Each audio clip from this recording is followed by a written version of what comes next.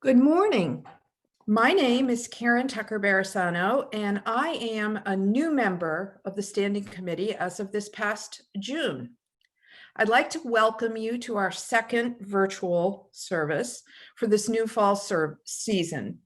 And what a glorious day it is. This weather reminds me so much of the beginnings that we all experienced during the season. And it ties so nicely into our Soul Matters monthly theme of renewal. I'd like to draw your attention to some of our weekly announcements. So first of all, as a proud member of the RE committee, we have been hard at work reimagining programs for our children.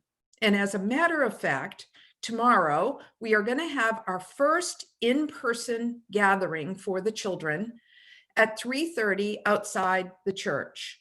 And this will be time for the children to have their water communion and reconnect. And then later in the month, on the 27th, which would be 2 weeks from now, I believe. No, that would be 1 week from now. We are going to have the children gather on a Zoom, and that will be from 9 to 9:40. So it will be right before the service. And will not, go beyond 9:40. You may have noticed that we've been inviting families to participate in the Chalice lighting. So Reverend Lara will be reaching out to families to see if you're interested in participating. It's a lot of fun, and you have the opportunity to customize it to the way you would like to do it. I have so enjoyed seeing the pictures prior to the service because I think we all really miss being with each other live and in person. And so I would encourage you to keep sending those photos of things that you're up to, what your family's doing. If you had any small FCU safe gatherings over the summer or this fall, send those along. We miss each other, and it's really a great way to share some of our lives with our community. We also need help with the Sunday services. And we have so many talented people in our church, and we want you to keep sharing those gifts. It's another way for us to share ourselves with each other. So perhaps you like storytelling, and if you do, Time for All Ages would be a great opportunity for you. Or maybe you would like to do a reading during the service. And for those of you who love to perform, whether it's music or something else, we invite you to offer that. And Reverend Lara is also in charge of this. So if you send your idea off to her or volunteer, that would be fantastic. The small group ministry, this is something that we're offering this year. And according to the UUA, it's an intentional lay-led small groups that are designed to deepen the ministry of our congregation. Some of these will be based on the Soul Matters theme and curriculum. But if you have another idea for a theme or other curricula, please feel free to discuss that and send all of your suggestions or interest in this group to Reverend Lara. Finally, we mentioned last week the Racial Justice Action Committee Project, or RJAC. So they would like to invite you to join this group, as they're going to be reading a book called White Fragility: Why It's So Hard for White People to Talk About Racism. This begins in a couple of weeks on October 3rd, and it's going to meet weekly for 5 sessions. The Standing Committee fully supports everyone participating in this very important conversation. Please check Community Matters for contact information for Carolyn McCreary. Well, that's it for now. I wish you a blessed week and wonderful fall fun. Thank you.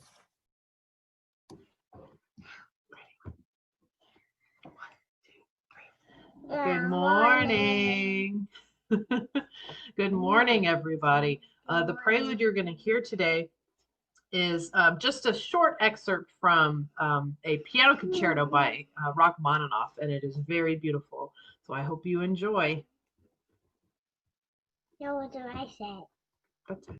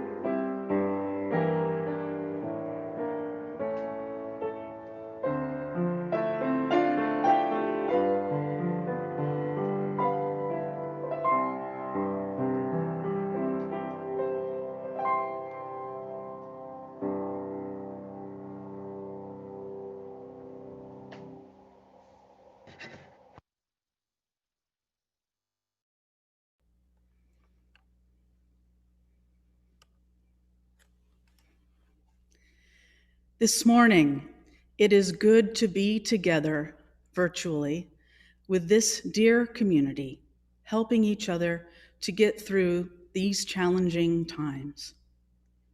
Sometimes it feels like 2020 comes with blow after blow, loss after loss. This morning, we come together with some sadness, perhaps even with fear, after the passing of a national hero, Ruth Bader Ginsburg. We all know, however, that we must carry on. As a wise person said, her rest is earned. It is our turn to fight. So we fight the good fight that she modeled so well, knowing that together, with love and persistence, we can form a more perfect union. We can become, as a nation, new again. Let us honor her with our actions, and let us worship. At this time, I invite you to light a chalice if you have one at home, and say the words of our covenant along with Madelyn Hammer.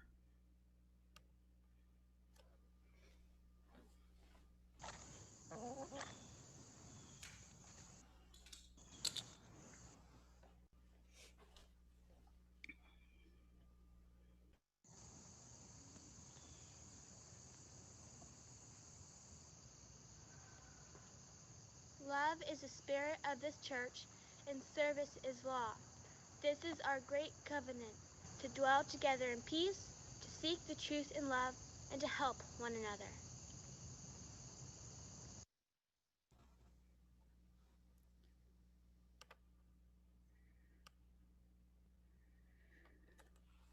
Good morning. Welcome to virtual worship of First Church Unitarian here in Littleton, Massachusetts. My name is the Reverend Lara Hoke, and I'm so happy to be the minister serving this amazing congregation. I'm glad that you have found us online. I hope that you'll keep finding us online, and eventually I hope you'll come and join us in person when things open up again. But in the meantime, we have a lot of good things happening still. A few thank yous to start off. Thank you, first of all, to Madelyn for doing our chalice lighting and for sharing the covenant words.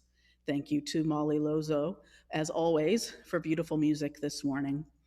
Thank you to Mike Pillman for helping us out with the video and tech. And thank you to Susan Palmer, who will be sharing our Time for All Ages, as you will see shortly. It has been as I noted in the opening words. Tough 48 or so hours with the passing of Ruth Bader Ginsburg. We did have a virtual or online vigil last night, and thank you to those of you who were able to come to that. It was good to be together. I hope you will bear with me this morning. We prepared this service, of course, before the death of Justice Ginsburg. And so I might have chosen a slightly different feel if I had known that was coming. And yet, I hope you'll appreciate some of the humor this morning. Humor can help with resilience, as we have said before. And so I hope that the humor will bring some resilience as we all must carry on. And I hope that you will join us after the service for a separate Joys and Concerns.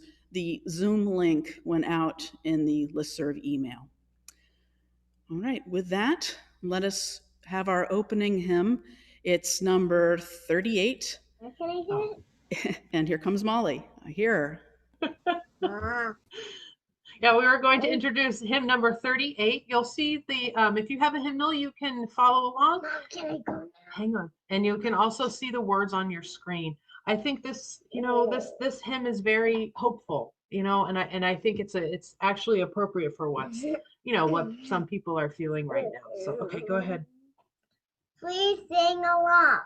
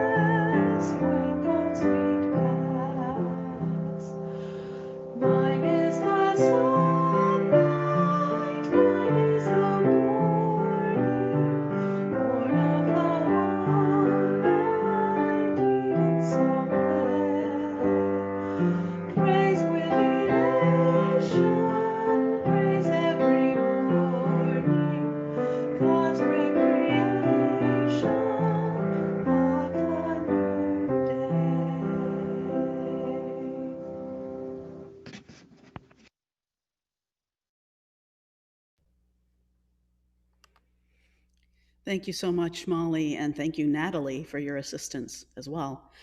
Now it's the time for all ages, and the wonderful Susan Palmer from the Religious Education Committee is going to share this morning's story, Lizard's Song, which is adapted from a National Park Service story on their site with permission from Wind Cave National Park.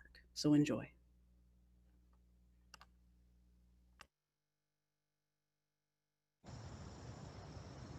Hi, I'm Susan, and I have a story for you today about a lizard and a bear, and the name of the story is Lizard's Song. So once there was a lizard who lived on a rock, and all day long they would sing, Zoli, Zoli, rock is my home, Zoli, Zoli, rock is my home. And Lizard was very happy. And one day, Bear walked by and saw Lizard and heard Lizard singing their song. Bear went home and thought, if I only knew Lizard's song, I could be as happy as Lizard. So the next day, Bear went to Lizard and said, will you teach me your song? And Lizard was only too happy to teach Bear the song. And so he sang, Zoli, Zoli, rock is my home. Zoli, Zoli, rock is my home. So Bear went home. And when they got there, Bear had forgotten the words to the song. So the next day, Bear went to Lizard again and asked, "Will you teach me the words to your song?" And Lizard was very happy to do that and sang, "Zoli, Zoli, rock is my home. Zoli, Zoli, rock is my home." Bear said thank you and went home. But when they got there, again Bear had forgotten the words to the song. So the next day, Bear said, "One more time I will go to Lizard and I will ask to learn the song." So Bear went to Lizard's home, but when Bear got there, they discovered that Lizard was asleep on the rock. Bear didn't know what to do. He really wanted to learn the words to the song. He picked up Lizard, put Lizard in a bag, and brought him home. On the way there, Lizard woke up, didn't know where they were, but knew that they weren't on their rock. And Lizard thought, well, maybe if I sing my song again, it will make me happy, and I won't be so afraid. So Lizard sang, "Zoli, Zoli, rock is my home. Zoli, Zoli, rock is my home." And when they got to Bear's house, Bear opened the bag and said, "I'm sorry, Lizard. I didn't mean to scare you. I just really want to learn the words to that song, and I keep forgetting it." Lizard said, "It's all right, Bear. No wonder you can't remember the words to the song. You don't live on a rock. You live in a den." And so Lizard sang, "Zoli, Zoli, rock is my home. Zoli, Zoli, rock is my home." But Lizard said, "Bear, what you should be singing is, Zoli, Zoli, den is my home. Zoli, Zoli, den is my home." Bear learned the words and was very happy, almost as happy as Lizard. Now remember, don't put your friends in a bag.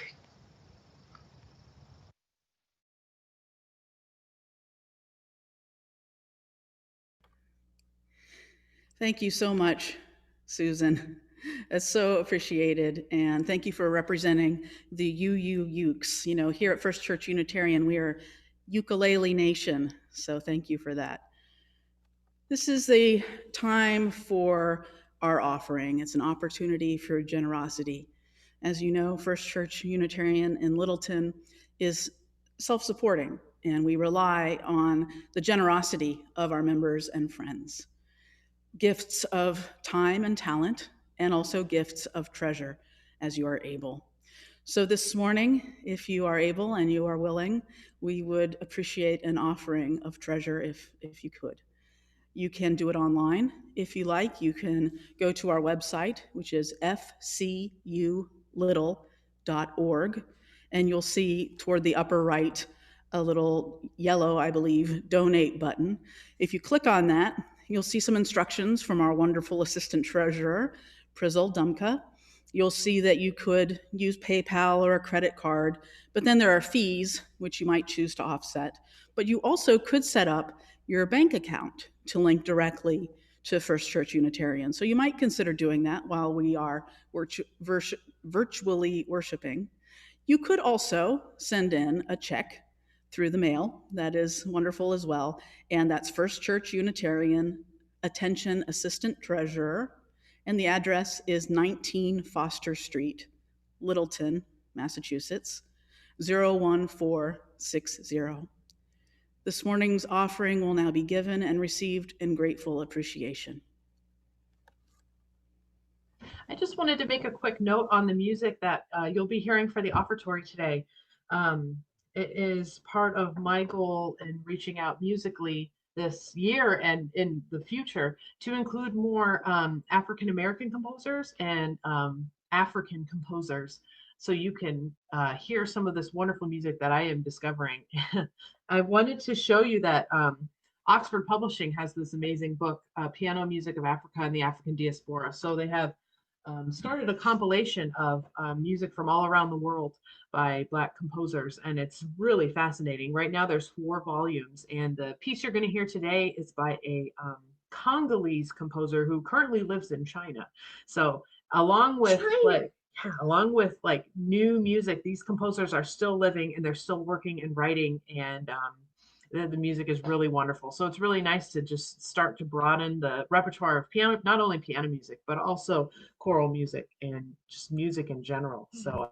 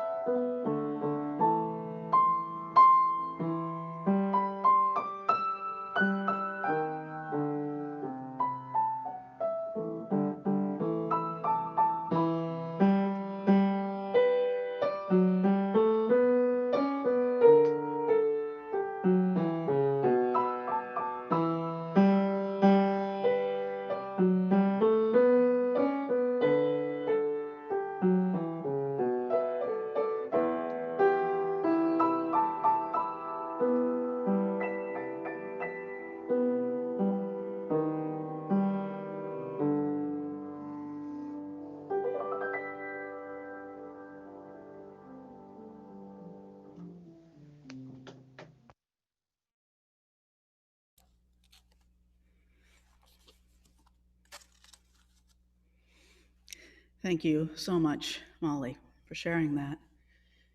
As I noted during my words of welcome, we're going to have a little humor this morning.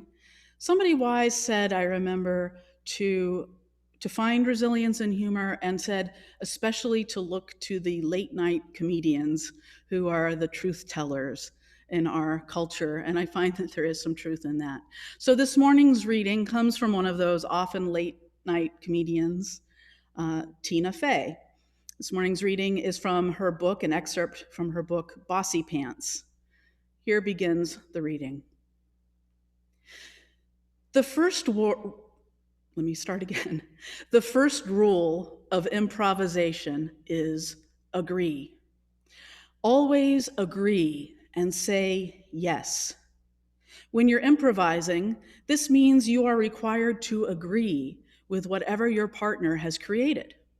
So we're improvising, and I say, freeze, I have a gun. And you say, that's not a gun, it's your finger, you're pointing your finger at me. Our improvised scene has ground to a halt.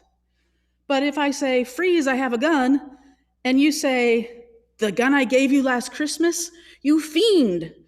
Well, now we've started a scene because we have agreed that my finger is indeed a Christmas gun.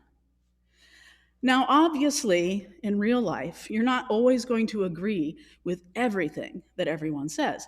But the rule of agreement reminds you to respect what your partner has created and to at least start from an open-minded place. Start with a yes and see where that takes you. As an improviser, I always find it jarring when I meet someone in real life whose first answer is no. No, we can't do that. No, that's not in the budget. No, I will not hold your hand for $1. What kind of a way is that to live? The second rule of improvisation is not only to say yes, but yes and. You are supposed to agree and then add something of your own. If I start a scene with, "I can't believe it's so hot in here," and you say, "Yeah," we're kind of at a standstill. But if I say, "I can't believe it's so hot in here," and you say, "Yes, this can't be good for the wax figures," now we're getting somewhere. To me, yes and means don't be afraid to contribute. It's your responsibility to contribute. Always make sure you're adding something to the discussion. Your initiations are worthwhile. The next rule is make statements. This is a positive way of saying don't ask questions all the time. If we're in a scene and I say, "Who are you? Where are we? What are we doing here? What's in that box?"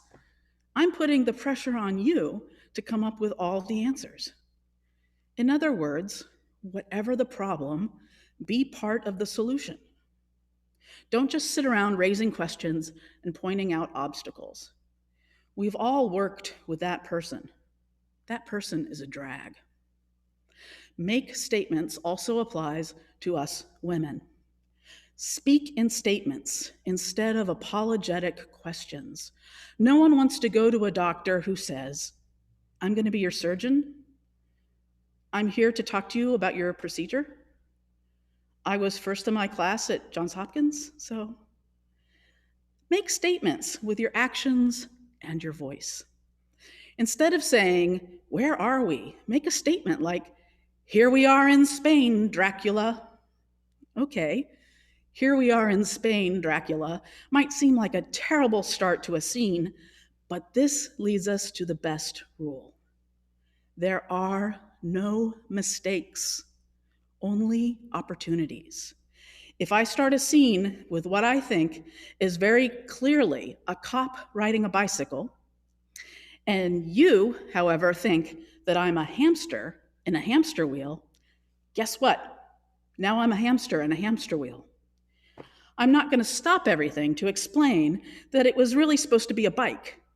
Who knows? Maybe I'll end up being a police hamster who's been put on hamster wheel duty because I'm too much of a loose cannon out in the field.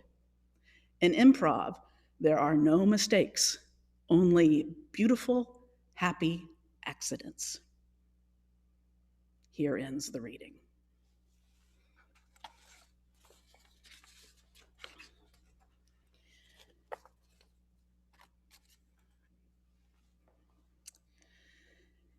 Have you ever had a roommate or a housemate or an apartment mate who left doors open all the time?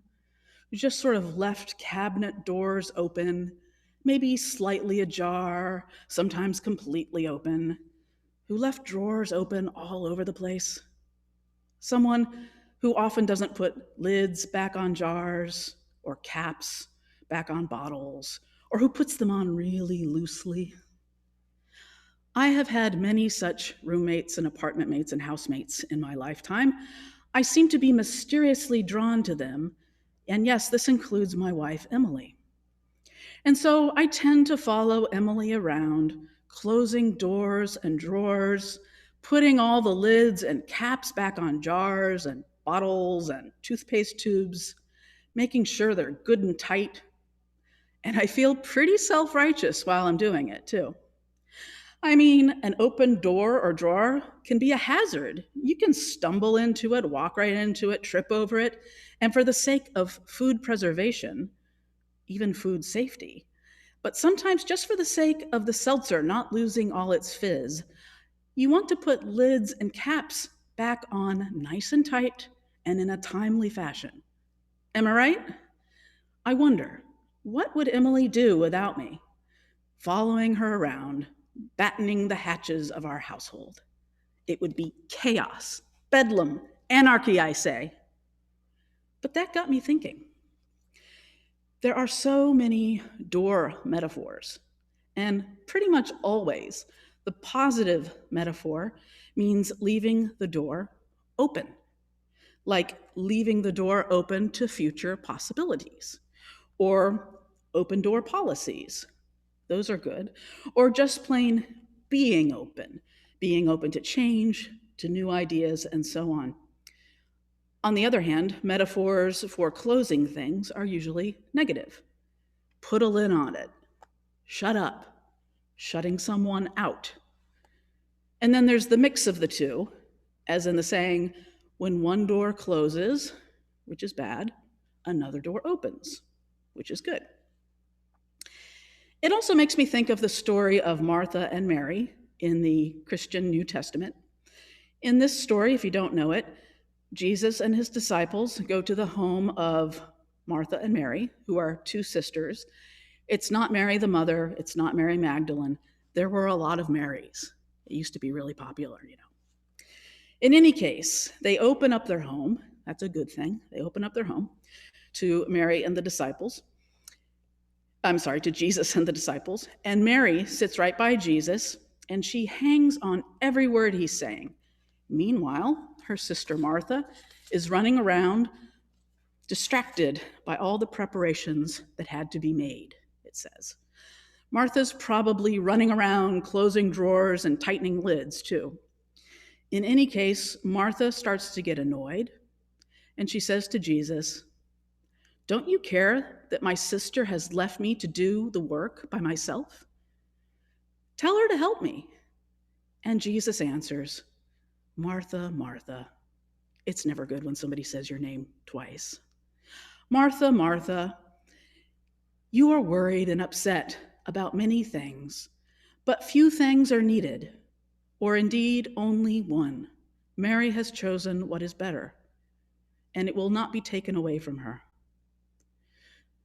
Now, this is usually being interpreted to mean that focusing on the spiritual is more important than focusing on mundane material things. So Martha running around being busy with household stuff is shutting out the most important thing in that moment, which is staying open-minded to the teachings that are being presented. So I've been thinking about the power and virtue of staying open, and that prompted me, of course, to share the reading that you just heard from the book Bossy Pants by Tina Fey. It reminds me of the relationship between staying open-minded and saying yes. Tina Fey, best known for her many years on Saturday Night Live and her own comedy 30 Rock, did years of improvisational comedy before she made it onto TV. She met her husband and her best friend, her partner in comedy, Amy Poehler, while doing that improv gig. And in her book, she describes that as probably the happiest time in her life. Fey writes, "Improvisation as a way of working made sense to me. I love the idea of two actors on stage with nothing, no costumes, no sets, no dialogue, who make up something together that is then completely real for everyone in the room. The rules of improvisation appealed to me not only as a way of creating comedy, but as a worldview," she writes. There are, of course, times when we need to say no in life, and for that matter, putting lids tightly on jars and cans isn't a bad idea. But on balance, I feel like the Marthas of the world are rewarded for being practically focused, while the Marys of the world are usually misunderstood. Which isn't to say that it's not a little thoughtless to let your sister do all the work while you socialize, but there's a time to turn off the practical and the material. There's a time to tune that out and focus on the big picture of life. Focus on the things that give life meaning. And that requires openness. And just like improv, it requires saying yes, and it requires saying yes and too. As Fey writes, obviously in real life, you're not always going to agree with everything everyone says. But the comedy improv rule of agreement reminds you to respect what your partner has created, and at least to start from an open-minded place. Start with a yes and see where that takes you. And it is jarring, as Fey also points out, when someone is always saying no to things. It tends to shut down creativity. There's that shutting down again. It shuts down creativity in others and in ourselves. Reading Fey's description of comedy improvisation, it reminds me of the importance of turning off your inner editor or your internal critic whenever you're trying to create something. And in a group, when you're trying to brainstorm ideas, what's the biggest rule? No commenting, no critiquing, just let the ideas come out. Or even add to them as they come out. Yes, and. Try not to shut things down prematurely. That's what you do when you're brainstorming. You know, there are times when I'm following Emily around, closing drawers and such, and I end up putting a lid on a jar that Emily was still using. Don't be that person. Have a little faith. Have a little trust. Have a little patience, especially where creativity is needed. Someone might just be cooking up something really good if you just let them. And we can be that creative person too, you know. As Fey puts it, to me, yes and means don't be afraid to contribute. It's your responsibility to contribute. Always make sure you're adding something to the discussion. Your initiations are worthwhile. Make statements, she says. Don't just ask questions. Don't pressure everyone else into finding your answers. So turn off your inner critic and make some statements. You have a lot to contribute. In other words, she writes, whatever the problem, be part of the solution.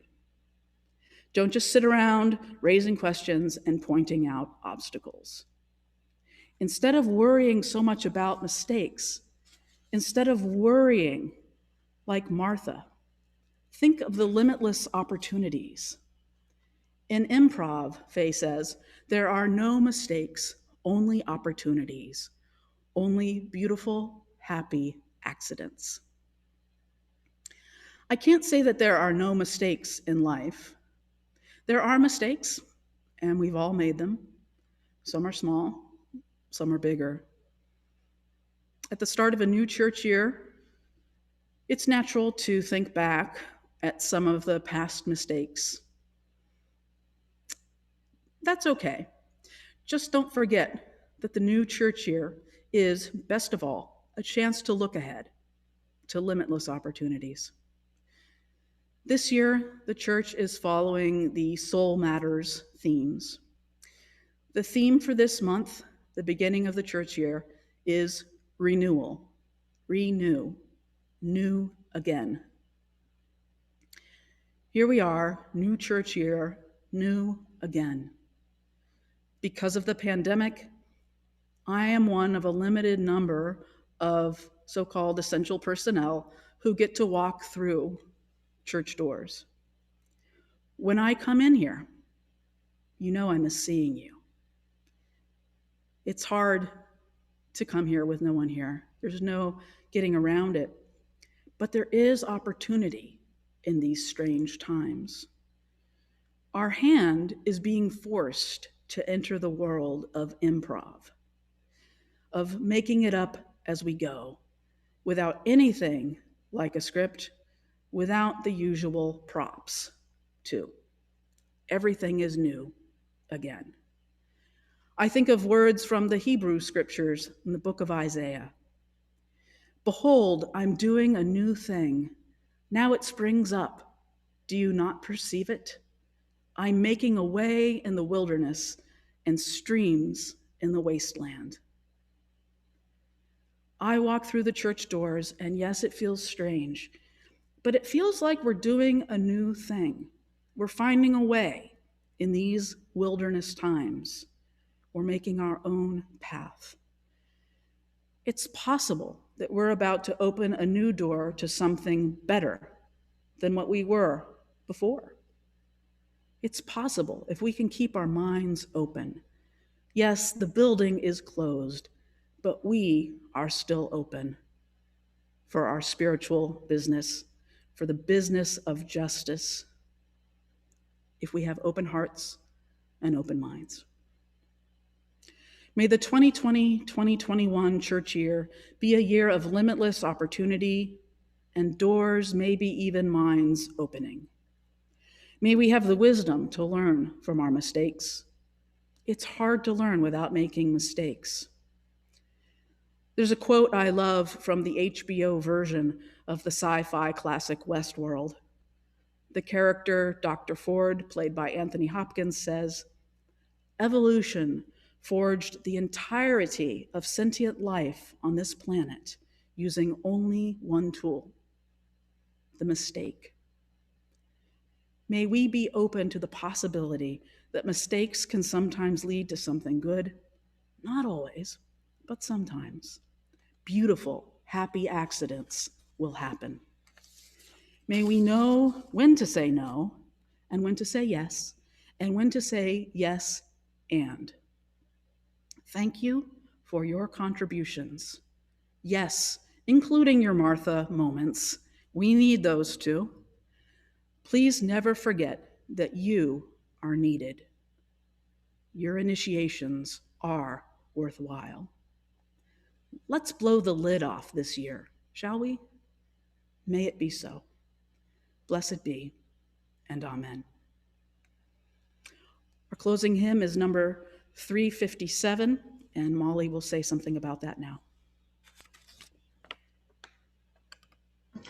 I hope you take this chance to reflect on the words that we'll be singing. Again, I think it's a very hopeful song, and I think there are a lot of different interpretations that you can take from this song. Please sing along, hum along, think along with what you hear, and the words will be on the screen.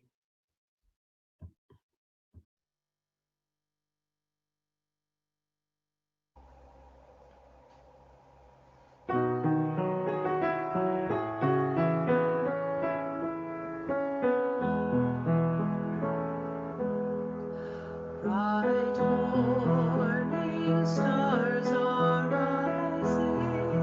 Bright morning stars are rising. Bright morning stars are rising. Day is a-breaking in my soul. Oh, where are our dear mothers? Oh, where are our dear mothers? Oh, where are our dear mothers? Days are breaking in my soul.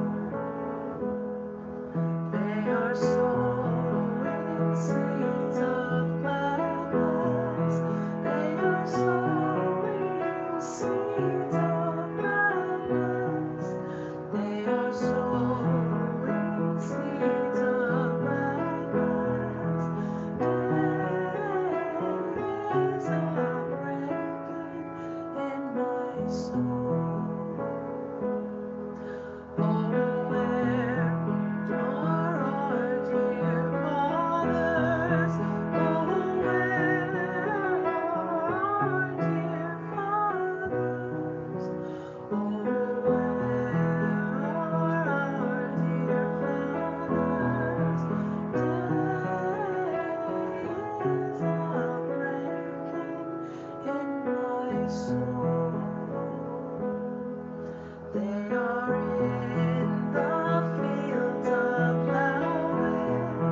They are in the fields of plowing.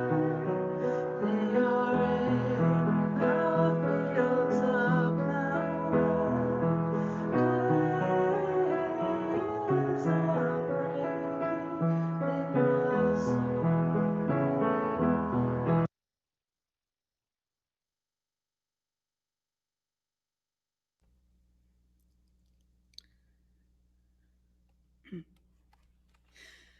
Friends, it is time for us to have our closing words in a circle of fellowship of our minds, of our imaginations.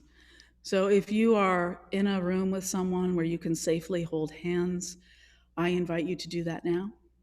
Otherwise, as always, I invite you to hold your hands together like this. I think of it as feeling the warmth of others virtually. It's also sort of a modified prayer hands, just shifted. I think of it that way. Picture each other in this wonderful community as we share the closing words.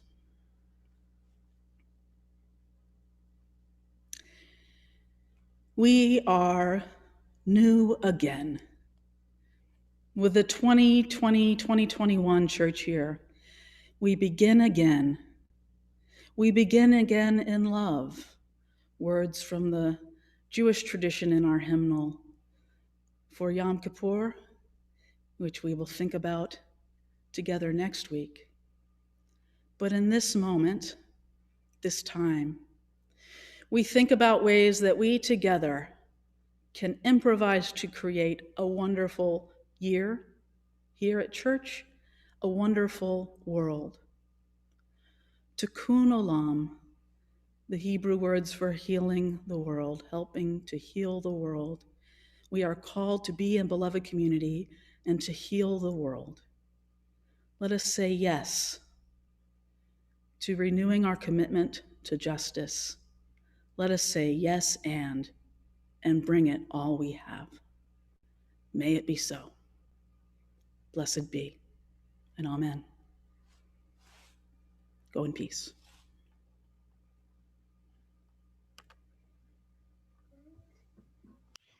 And here's our postlude, a wonderful song by George Harrison, Beatles, Here Comes the Sun.